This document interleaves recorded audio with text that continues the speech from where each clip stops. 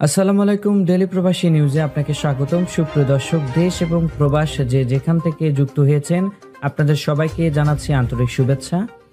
সুপ্রিয় দর্শক, আজকের খবরে আলোচনা থাকছে প্রবাসী ও ভিজিটরদের ব্যাংক হিসাব খোলার নতুন নিয়ম সৌদিতে।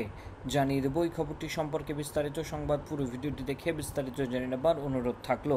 প্রবাসী ও বিদেশি ভিজিটরদের ব্যাংক হিসাব খোলার নিয়মের নতুন নির্দেশনা দিয়েছে সৌদির কেন্দ্রীয় ব্যাংক এসএএমএ। নতুন নীতিমালা অনুযায়ী প্রবাসীদের ব্যাংক অ্যাকাউন্ট খোলার আগে এখন স্বরাষ্ট্র মন্ত্রণালয়ের অনুমোদন বাধ্যতামূলক। এছাড়া ভিজিটর এখন থেকে সৌদিতে অফিসিয়াল পরিচয়পত্র হিসেবে ব্যাংক অ্যাকাউন্ট খোলার ব্যবহার করা যাবে।